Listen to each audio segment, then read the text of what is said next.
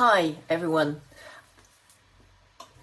Today I want to talk to you about an issue that has arisen in relation to opposition proceedings with respect to trademarks in the United Kingdom and at the European Union level, so within the European Union Intellectual Property Office in Valencia, which is based in Valencia in Spain.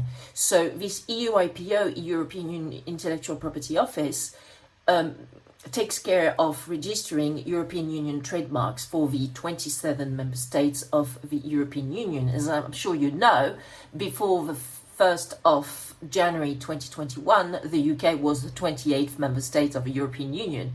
But there was a Brexit, and therefore the transition date, the completion date, happened on the 1st of January 2021, and the UK exited as the 28th member state of the European Union. Since, it's been chaos and mayhem. Why?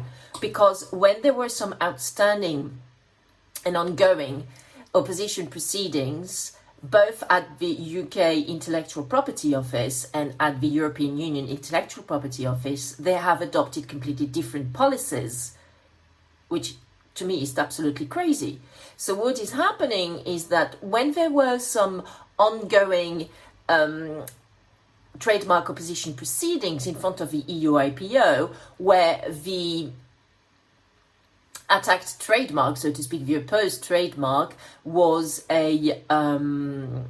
was opposed on the grounds of UK law, UK intellectual property rights, UK trademarks, the EUIPO has decided to actually dismiss all those proceedings which were filed before the completion date of the 1st of January 2021.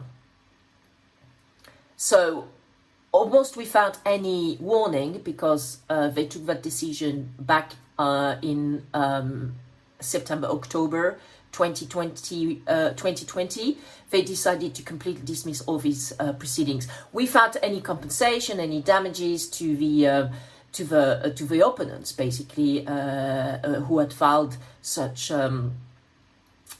opposition proceedings and had no idea that post-Brexit, the opposition proceedings would be dismissed. While the UK IPO has actually decided to keep on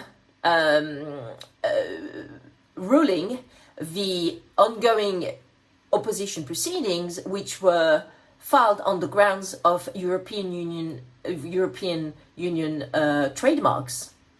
So it still thinks that it is competent, it has the jurisdiction to rule these opposition proceedings, which were filed on the grounds of European Union trademarks before the completion date of the 1st of January 2021, while the EU IPO has decided in a mirror situation that it will not be competent and doesn't have jurisdiction anymore to rule on the ongoing opposition proceedings, which were on the grounds of UK law.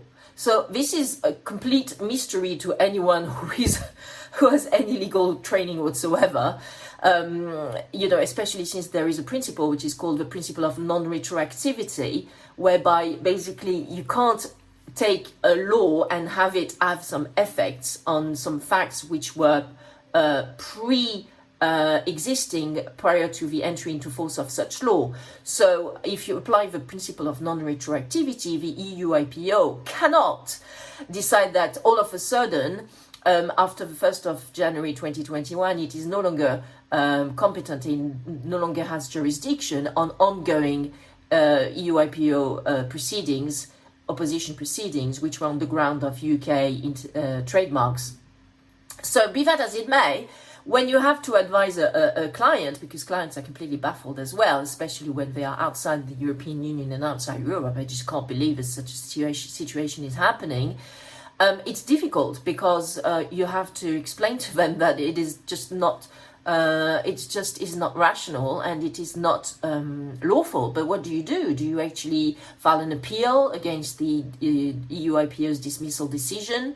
Do you let go, even if you have spent thousands of euros or pounds preparing your EUIPO opposition proceedings and statement of grounds. It is a difficult situation, and I just can't believe that the UKIPO and the EUIPO have not liaised together to take a common approach on this issue.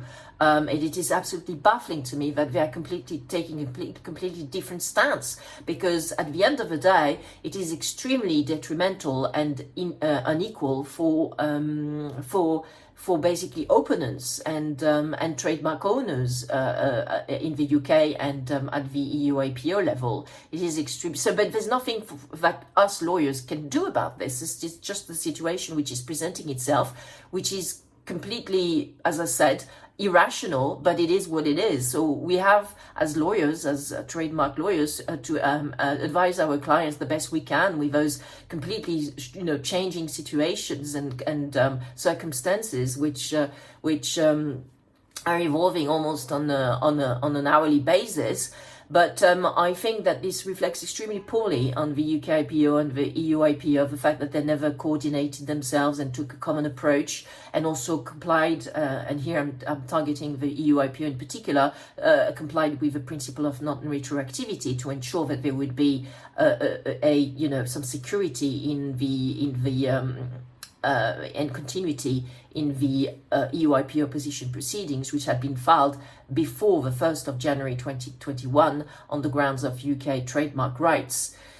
So it's a complicated situation, and don't hesitate to come to us if you have, to discuss your legal needs in relation to opposition proceedings which are pending, either at the UKIPO level or the EUIPO level. And if you are facing these difficulties at the moment, good luck with everything, and bye for now.